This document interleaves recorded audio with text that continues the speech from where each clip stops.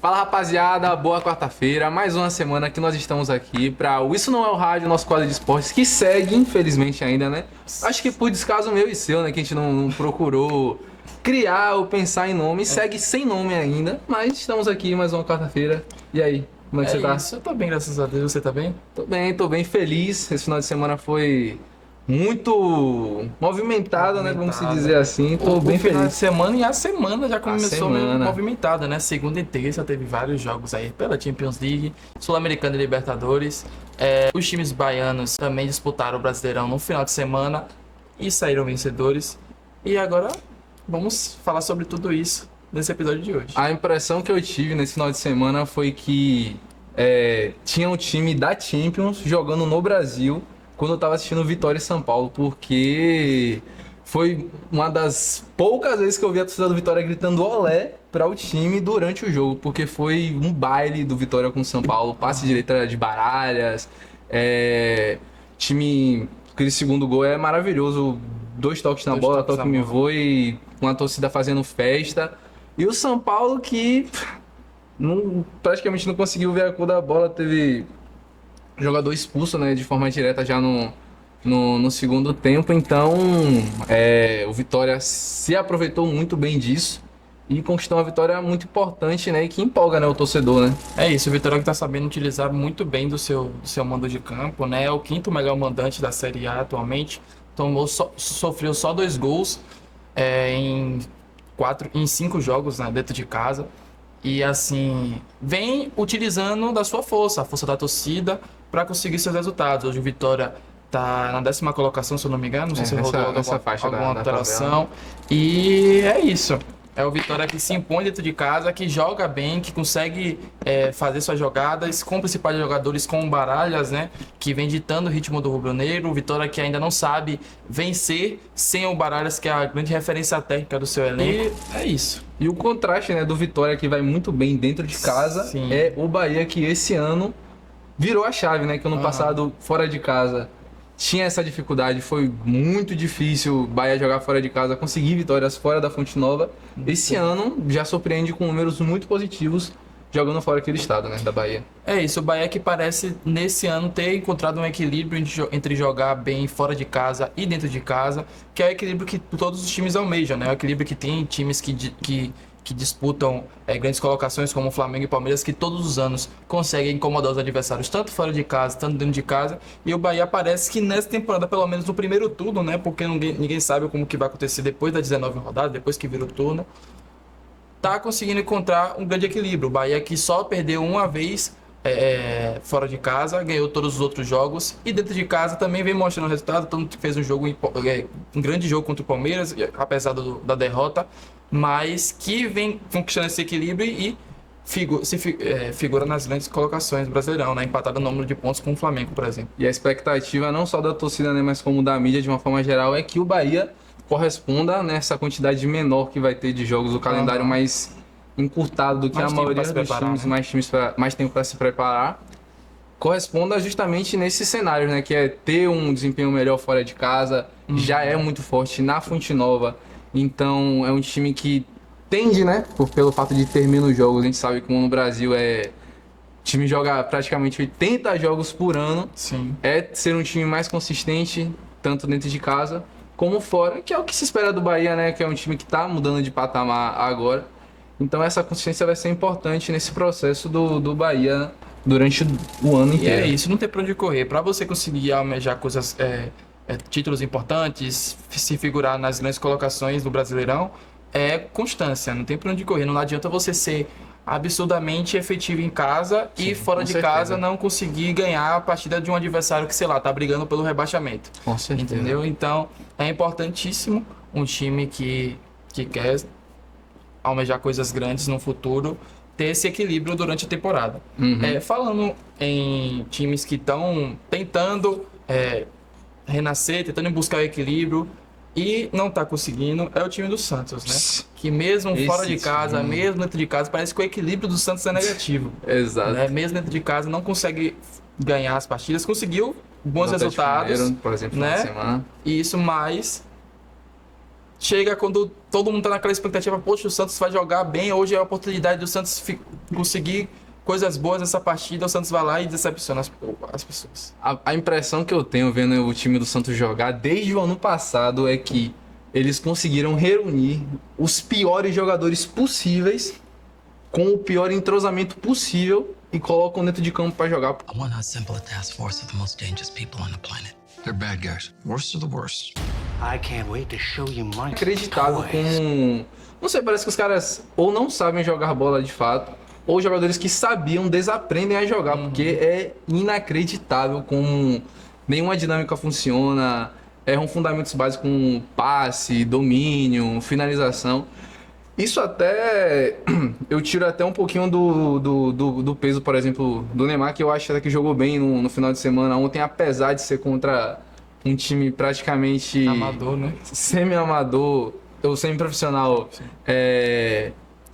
Jogou um pouquinho melhor, se movimentou um pouquinho melhor, mas é um time que tem muita dificuldade no básico mesmo, um passe, uma movimentação, uma finalização, são erros que são básicos do futebol profissional e de um time de Série A do tamanho do Santos que é inacreditável. Você pegar Gabigol nos últimos jogos aí é inacreditável como esse cara tá quebrando a bola, tá muito mal, muito mal. É isso, aí vai aquela pergunta, será que se um jogador como o Neymar, se tivesse um time com peças mais qualificadas, como um exemplo no Flamengo, Sim. da vida, será que ele conseguisse, iria conseguir jogar melhor, conseguir, sei lá, ter mais destaque, sei lá, fazendo assistências, fazendo gols, tanto que nessa última partida ele criou bastante pro Santos, né? Sim. Fez o gol dele, mas deu vários passes para possíveis gols, né? Para a equipe do Santos. Teve um erro de domínio de Gabigol também que foi bizarro, né? De um dos passes do Neymar.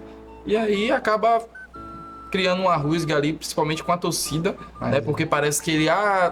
porque assim, o torcedor ele pensa que um jogador do nível como o Neymar, da história que ele tem, de toda a carreira que ele teve na vida, né? De decidir partidas, que ele vai ser assim todo momento. Todo momento. E não é, às vezes a idade pesa, o físico pesa também, e o cara não consegue, não tem aquele fôlego de 20 anos, né? Pra chegar e decidir a partida sozinho, botar o Santos nas costas e decidir. E é um jogador que tá passando por esse processo de pegar ritmo de novo. O Neymar não tem 10 partidas esse ano pelo Santos ainda, então tá pegando ritmo, é poupado em muitos jogos, e os companheiros de equipe, você pegar Gabigol, por exemplo, é inacreditável. Tipo, não sei qual que é a luta maior, se sou eu pra acordar às 7 da manhã quando meu alarme começa a tocar, ou se é Gabigol quando chega uma bola pra ele dominar, pra ele finalizar, porque é inacreditável. Eu até passo pano pro Neymar nesse quesito, porque, tipo assim, eu sinto que falta muito dos companheiros. Eu, tipo, até por conta disso, eu gostaria de, tipo, ter visto ele em uma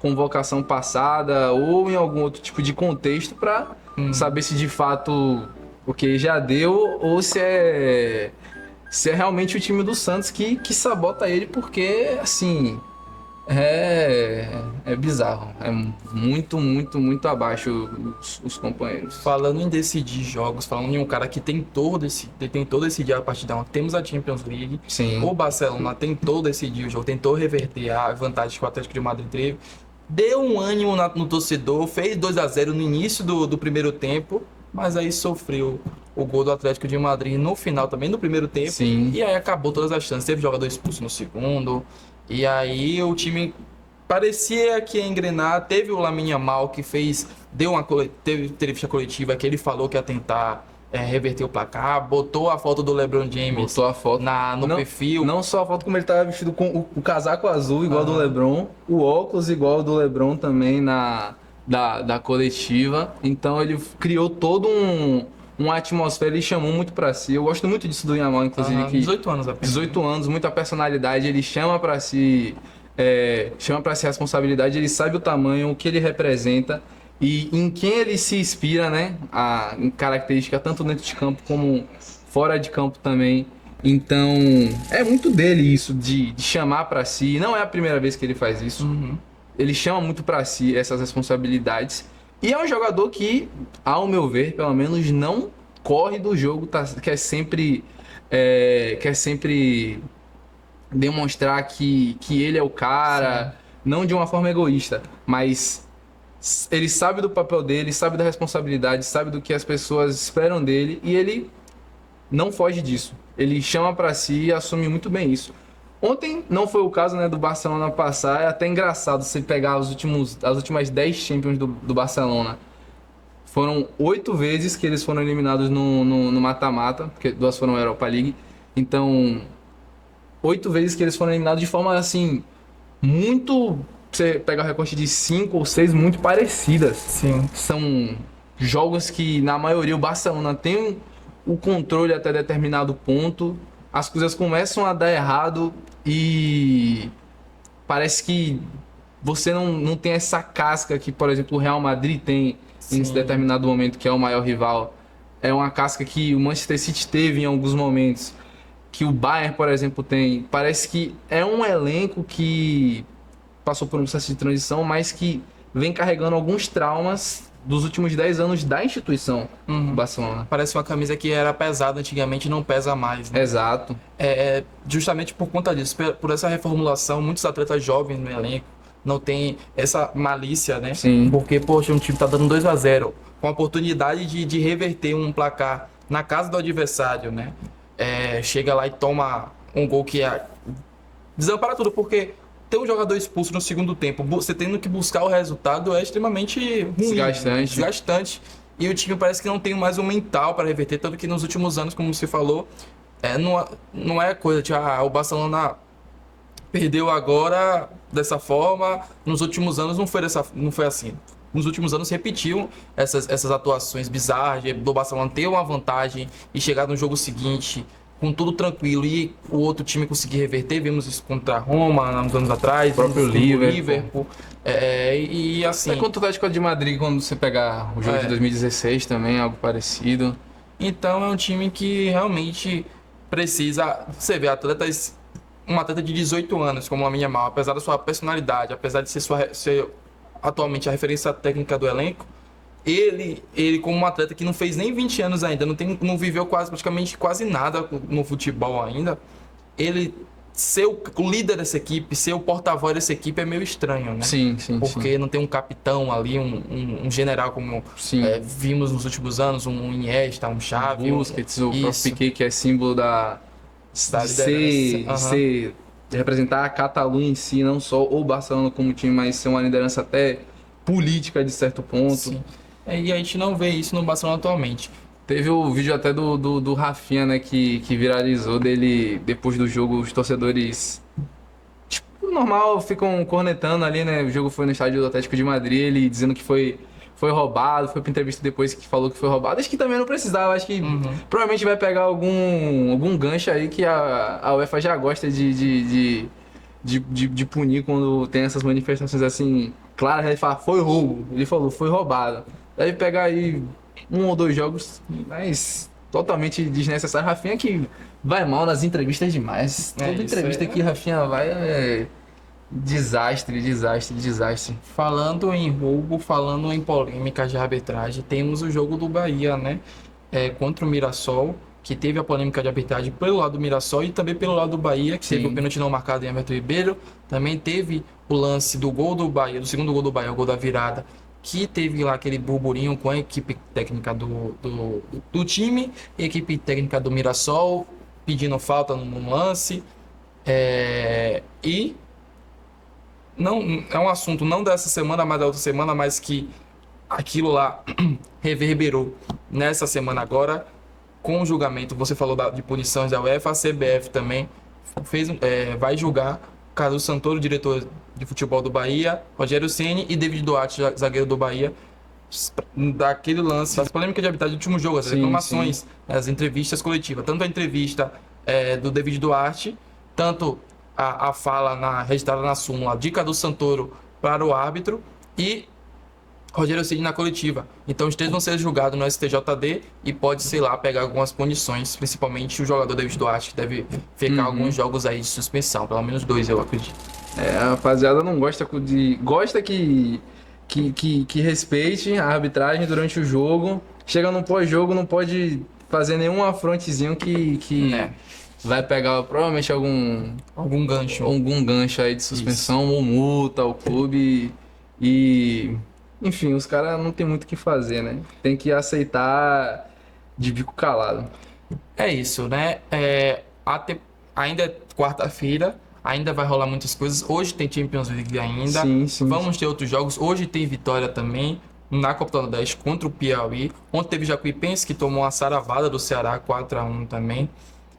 Mas nos próximos episódios, na próxima quarta-feira, iremos pautar mais outros assuntos do futebol, que tem muita coisa para rolar, tanto nessa semana, tanto no final de semana. No final de semana também tem Bahia e Flamengo, que vai ser um dos melhores dos jogaços da temporada. O Bahia está com 20 pontos, o Flamengo está com 20 pontos, os dois estão praticamente com uma temporada igual no Campeonato Brasileiro. Então temos muita coisa para falar nos próximos dias. Só saindo um pouquinho do futebol e indo um pouquinho pro basquete, ontem teve rodada de play-in, né? O primeiro round do play-in. E um brasileiro, técnico brasileiro, o primeiro técnico brasileiro da história a se classificar para os playoffs. Thiago Spinter, Portland Trail Blazers classificado Sim. para os playoffs da NBA. Vem um jogo assim eletrizante contra o Suns. Já vindo de um jogo eletrizante de que foi Hornets e Miami, foi um absoluto show. Essa semana foi recheada de shows, né? Teve teve off-topic de esporte, teve o show do Justin Bieber no Coachella, que foi um espetáculo. Eu sou um believer declarado, eu gosto muito do Justin Bieber, foi o meu artista mais escutado, inclusive, ano passado no Spotify. E o show dele ele foi, assim, um banho de nostalgia. E as músicas estão nas paradas aí, então... Pegando esse gancho já e trazendo pro mundo dos esportes, foi uma semana recheadíssima de entretenimento, de shows. E é isso, o Thiago Spindler nos playoffs da NBA vai ter oportunidade aí de jogar contra o Spurs, hein? Que foi o time que ele foi campeão, inclusive, né? É isso. Você é believer, Gui Rios? Rapaz, eu não sou believer, né? Eu não sou um absurdo fã, mas eu gosto de algumas músicas. Eu não sou aquela pessoa que é contra, não escuto isso aqui. Não, eu escuto de tudo, meu irmão. Eu escuto rock, escuto pop, escuto funk, escuto samba, escuto tudo. Então, a qualquer momento você vai ver eu cantando Justin Bieber aí do nada. E esse conceito aí de música que ele foi no Spotify Premium, jogou lá, fez o show só com as músicas do YouTube. Velho, eu acho interessantíssimo porque o povo se sente mais próximo, sei lá. Eu acho que é uma inovação, né, do Justin. E, sei lá, eu não tenho muito pra falar porque eu não tava muito ligado a esse assunto, mas eu acho muito legal a iniciativa dele.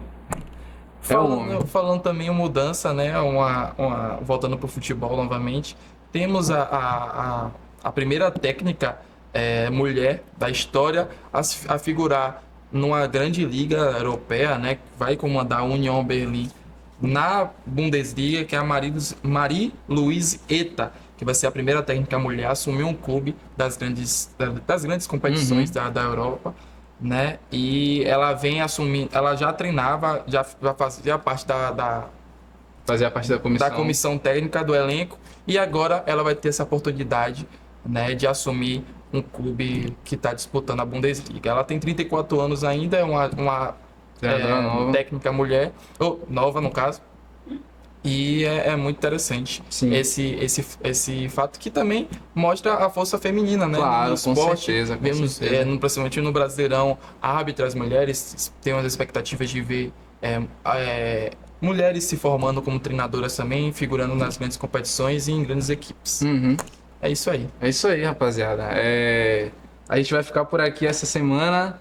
Por favor, comentem sugestões de nomes, porque apesar de ser um pouquinho descaso da minha parte, eu também tô pensando em nomes, mas já inventaram o nome com tudo já relacionado a esporte, então tá difícil, gente. Tá difícil. Você pensou em algum nome assim muito... Não, é da mesma forma, né? A gente chega lá e tem um descaso, né? A gente não senta aqui, vamos resolver o nome aqui agora. A gente pensa, né, durante o banho, antes de dormir, durante o trabalho, durante a faculdade e tudo. Mas ainda chegar em um consenso, a gente pensa em vários nomes mirabolantes, né? Sim. Então, que não dá nem pra falar aqui pra vocês. Mas espero dicas aí, porque tá bem complicado escolher o nome pra isso. Aproveitando falando de dicas, tem alguma dica de programação de jogo pra essa próxima semana aí, pra galera ficar de olho?